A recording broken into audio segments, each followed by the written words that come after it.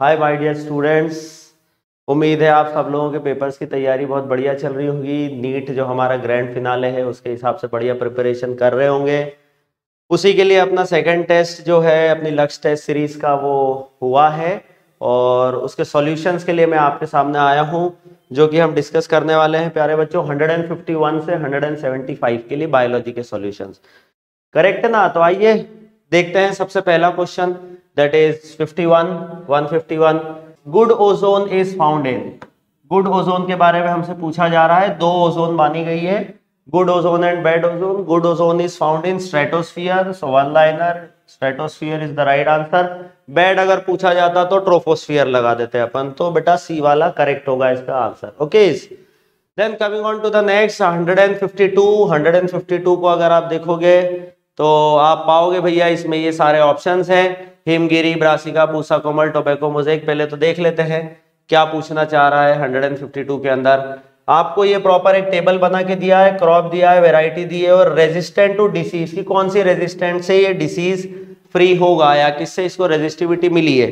तो वीट के बारे में अगर अपन देखते हैं बेटा तो अपने को वीट की एक वैरायटी होती है हिमगिरी, तो ये हिमगिरी इस ऑप्शन में मिल जाएगा और इस ऑप्शन में मिल जाएगा। तो अपन ने बी और डी ऑप्शन को तो यहीं पे रूल आउट कर दिया है। और देखते हैं क्या पूछ रहा है अपने से। बी ओमिट करके पूछ रहा है कि क्रॉप की वैरायटी बताओ जिसमें क्रॉप का नाम बताओ जिसकी वैरायटी पूसा स्वर्णिम है।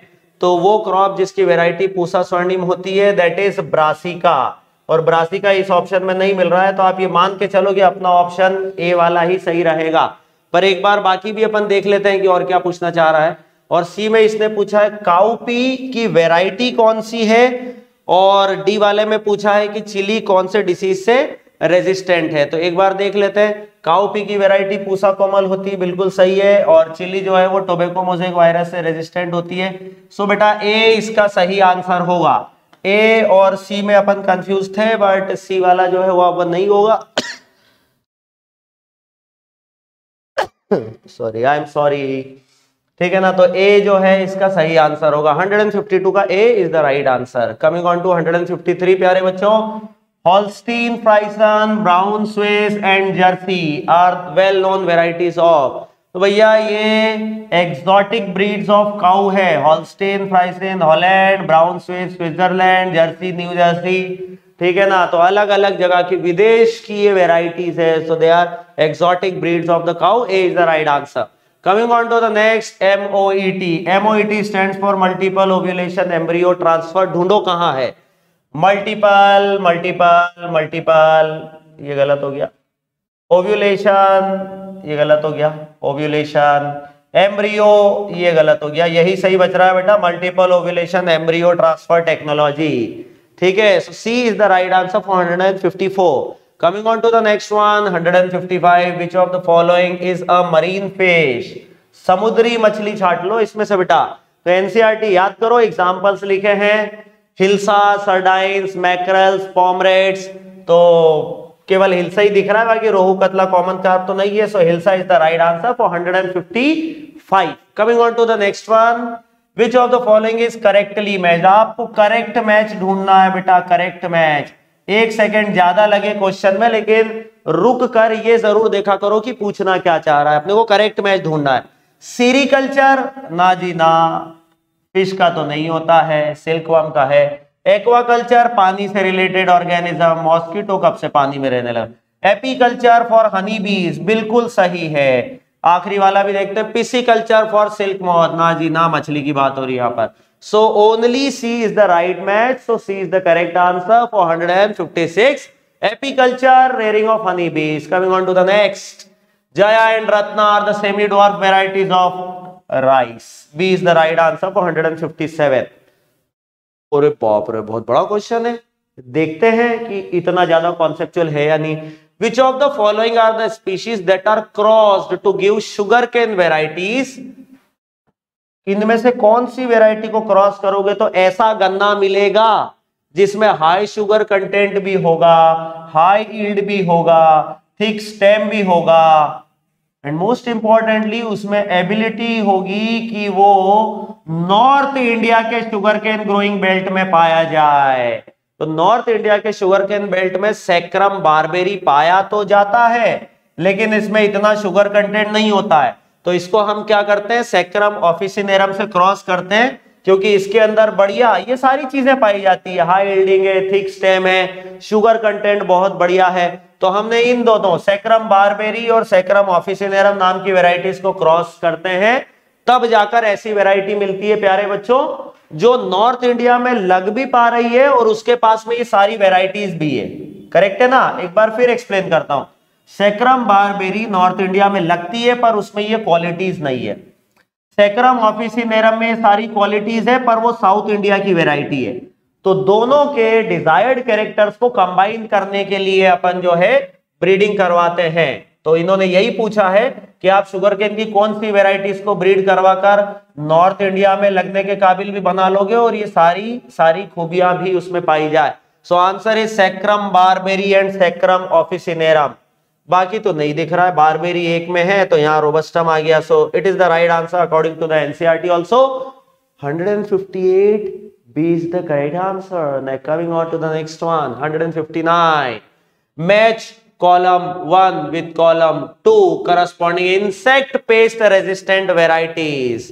देख लेते हैं भैया, किताब की ही बात है, किताब में जो दिया है वही क्वेश्चन में है। Flat beans Pusa Sem 2, okra that is bhindi Pusa Sawani, brassica that is Pusa Gaurav. ढूंढो भैया 231 231 231 231 B is the right match for 159. 160 वाह जी वाह, टोटी पोटेंसी। टोटी पोटेंसी तो ऐसी काबिलियत है जिसमें आप किसी भी प्लांट के पार्ट से पूरा का पूरा नया प्लांट जनरेट कर सकते हो। तो ढूंढो भैया capacity to generate genetically identical plants, cloning हो गई, capacity to generate whole plant from any part of the plant, और उसको एक्सप्लांट बोला जाता है, जिसका भी उपयोग करके आप नया पूरा प्लांट बना सकते हो। तो B is the right answer प्यारे बच्चों फॉर 160 160 161 सोमा क्लोन्स। थोड़ा दिमाग लगाओ, इसमें क्लोन छुपा हुआ है। क्लोन मतलब जेनेटिकली आइडेंटिकल जो होता है, और जेनेटिकली आइडेंटिकल जो हो रहा है मतलब उसके पेरेंट्स की कॉपी है। पहला ऑप्शन में तो हाइब्रिड दे रखा भैया, हाइब्रिड जो है वो तो माता पिता से ज्यादा बेहतर होते हैं, तो आइडेंटिकल कहां हुए, genetically identical to the original plant. B is the right answer. बाकी ऑप्शन कनेक्टेड भी नहीं है सोमा क्लोन से, तो somaclones are genetically identical to the original plant is the right answer for 161। 162 Sonalika and Kalyan Sona are the varieties of गेहूं। गेहूं को अंग्रेजी में वीट बोलते हैं बेटा, और A is the right answer for 162। 163 in India we find mangoes. आम की बात हो रही है यहाँ पर, with different flavours, colours, fibre content, sugar content and even shelf life, large variation on account of. भैया मेरे ख्याल से देखा जाए तो आम है, चावल है, राउल्फिया, वोमिटोरिया है, ये सब जेनेटिक डाइवर्सिटी को स्पेसिफाई करते हैं। निकाल लो एनसीईआरटी इकोलॉजी, पाओगे आप ये सारा कुछ उसमें। C is the right answer, genetic diversity. 164 अगला क्वेश्चन है बेटा। Western Ghats have greater number of amphibian species than the Eastern Ghats. Species diversity, जहां जेनेटिक डाइवर्सिटी खोजोगे उसी के नीचे स्पीशीज डाइवर्सिटी मिलेगी। A is the right answer for 1, 6 and 4। 165 organisation responsible for maintaining red data book. थोड़ा सही कर लो, ओ organisation responsible for maintaining red data book. भाई लोग रेड डेटा बुक के बारे में एनसीईआरटी में दिया हुआ है कि भैया रेड डेटा लिस्ट जो 2004 की थी उसके अकॉर्डिंग देखा होगा आपने, तो 764 स्पीशीज आपको मिली होगी। सो रेड डेटा बुक जो है it is governed by IUCN नाम की organisation. A is the right answer. 166 the term evil quartet. Evil मतलब जो अच्छा नहीं है, एंड क्वार्टा मतलब चार, तो चार ऐसे रीजन जो अच्छे नहीं है, किस संदर्भ में भाई, संदर्भ में बायोडायवर्सिटी को नुकसान पहुंचाने के रिलेशन में बात कर रहा है। तो ये पूछा जा रहा है भैया कि the term evil quartet is related to 4 major causes. अब वो 4 मेजर कॉज बायोडायवर्सिटी लॉस के क्या होते हैं? एक तो होता है फ्रेगमेंटेशन एंड हैबिटाट लॉस, ठीक है ना, दूसरा होता है over exploitation, alien species invasion और को एक्सटिंक्शन। 4 में से ढूंढ लो।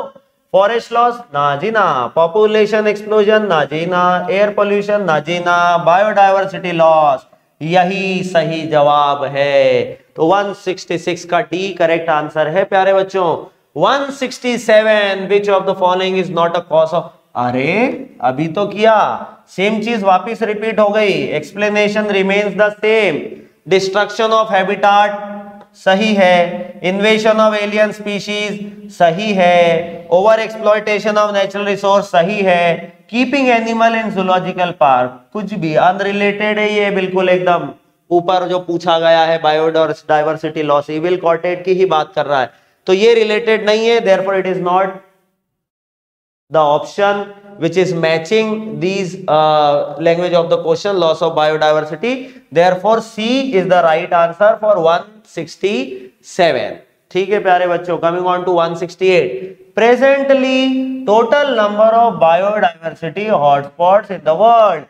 पहले 25 थे, बाद में 9 और जुड़ गए। मेरा मैथ्स थोड़ा कमजोर है, जोड़ लेते हैं 26, 27, 28, 29, 30, 31, 32, 33, 34। 34 is the right answer. 169 the one horned rhinoceros। भाई हम तो बचपन से सुनते आ रहे हैं, गेंडा मतलब काजीरंगा, ये रहा, जनरल नॉलेज भी लगा सकते हो इसमें आप। 170 which of the following statement are incorrect regarding the Euro 2 norms? Is it Euro 2? NCERT उठा के देखो अपडेटेड, तो आप पाओगे दिस इज नॉट यूरो 2, ये थोड़ा सा करेक्शन है प्यारे बच्चों इसमें, दिस इज यूरो 3। तो यूरो 3 नॉर्म्स के अकॉर्डिंग इनमें से कौन सा स्टेटमेंट जो है वो इनकरेक्ट है प्यारे बच्चों। मैंने फिर बोला है कि आपको कितना ही आता हो, अगर क्वेश्चन आप नहीं समझे तो दिक्कत में आओगे, इसलिए क्वेश्चन में देखो क्या दिया है, आपको इनकरेक्ट छाटना है बेटा यूरो 3 नॉर्म्स के अकॉर्डिंग, ठीक है। It stipulates the sulphur to be controlled at 350 ppm in diesel, NCERT का सेंटेंस है, बिल्कुल सही है। It stipulates that sulfur to be controlled at 150 pm in petrol, बिल्कुल सही है जी। Aromatic hydrocarbons are to be contained at 42% of the concerned fuel, बिल्कुल सही है जी। तो मेरे ख्याल से कुछ भी ऑप्शन इसमें से यूरो 3 नॉर्म्स के अकॉर्डिंग इनकरेक्ट नहीं है, therefore none of these is the right answer प्यारे बच्चों for 170। 171 the term terror of Bengal। Wow, मजा आ गया ये क्वेश्चन देख के, पूरी 11-12 की बायोलॉजी मिला के 4-5 बार पढ़ लेते हैं।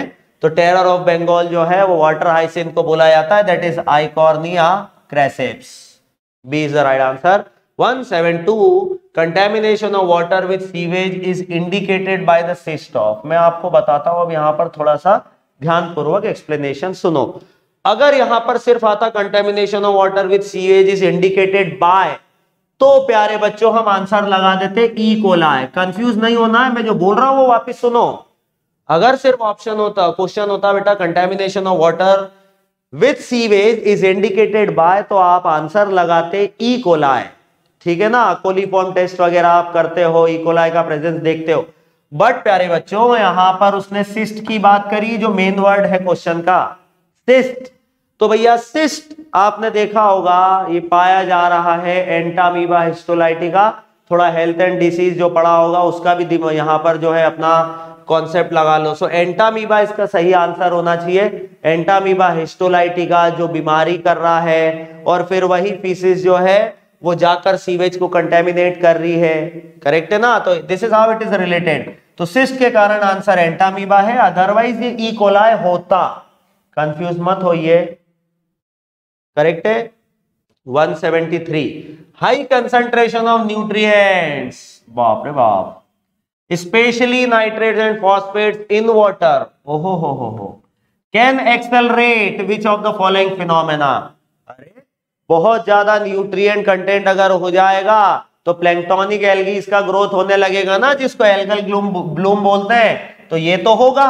और बहुत ज्यादा न्यूट्रिएंट एनरिचमेंट अगर होगा तो नेचुरल एजिंग ऑफ जो भी वाटर बॉडी है वो तेज भी हो जाएगा, दैट इज यूट्रोफिकेशन भी होगा। बायोमैग्निफिकेशन थोड़ी ना होगा, biomagnification is something which is related to toxic substances. So answer होगा बेटा इसका algal bloom and eutrophication, A and B both, जो कि डी वाले ऑप्शन में आया है। सो 173 के लिए मेरे प्यारे बच्चों, मेरे प्यारे फ्यूचर डॉक्टर्स, आंसर होगा D for Delhi, both A and B, algal bloom and eutrophication. 174 NCERT उठाओ, बड़े बड़े black black bold bold letters में अल्फाबेट्स में लिखा हुआ है। सबसे पहले देखते हैं भैया एनवायरमेंट प्रोटेक्शन एक्ट। जितना मुझे याद है एनवायरमेंट प्रोटेक्शन एक्ट 1986, ठीक है भैया, तो 1 का हो जाएगा C. Air prevention and control of pollution act, I think it's 1981।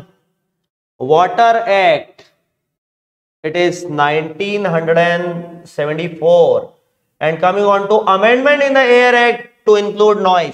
ये जो air prevention and control pollution act था ये 81 में आया था, लेकिन इसको अमेंड किया गया था 1987 में। तो ऑप्शन ढूंढो यार, 1 का सी, 2 का डी, 3 का ए, 4 का बी। 1 का सी यहां पर है, 2 का डी यहां पर है, ठीक है, 3 का ए भी यहाँ पर है, 4 का बी भी यहाँ पर है। बेटा पहला वाला ही सही है, बाकी भटकने का आवश्यकता नहीं है। सो इसका ये आंसर होगा environment protection act 86, air prevention control 81, water act 74, amendment to include noise pollution 1987। 174 का यही सही आंसर है बेटा। Coming on to the last one, catalytic converters are fitted I'm so sorry into automobiles to reduce emission of harmful gases। भाई लोग, catalytic converters are the devices जो कि automobiles में लगाया जाता है ताकि हार्मफुल गैसेस के इमिशन को रोका जा सके। आगे क्या बोल रहा है, कैटालिटिक कन्वर्टर्स अनबर्न्ड हाइड्रोकार्बन्स का क्या हशय करते हैं। तो कैटालिटिक कन्वर्टर्स अनबर्न्ड हाइड्रोकार्बन्स को कार्बन डाइऑक्साइड और वाटर में कन्वर्ट कर देते हैं। अगर क्वेश्चन में ये भी पूछा जाता है कि कार्बन मोनोऑक्साइड का क्या करते हैं या नाइट्रिक ऑक्साइड का क्या करते हैं, तो इसका आंसर भी हम लोग दे देते हैं। कार्बन मोनोऑक्साइड को भी ये कार्बन डाइऑक्साइड बना देते हैं, नाइट्रिक ऑक्साइड को ये नाइट्रोजन वगैरह में कन्वर्ट कर देते हैं। ठीक है, ज्यादा दिमाग नहीं लगाने का है, ये आपको याद है वो अच्छी बात है। यहाँ पे हाइड्रोकार्बन्स पूछा है अनबर्न्ड, तो आंसर होगा carbon dioxide and water. A is the right answer for 175। That's all for today प्यारे बच्चों, हमारे लक्ष्य टेस्ट सीरीज के सेकेंड टेस्ट के सॉल्यूशन से। ठीक है, उम्मीद है आप लोग बहुत बढ़िया पढ़ रहे होंगे, आपकी तैयारी दिन प्रतिदिन एक्सेलरेट हो रही होगी और कोशिश करते रहिए, क्योंकि कोशिश करने वालों की कभी हार नहीं होती है ना। आप सब लोग ये बहुत अच्छे से जानते हैं, बचपन से खूब सुना है आपने, और कोशिश ही अक्सर कामयाब होती। So with this, thanks from this episode, bye bye.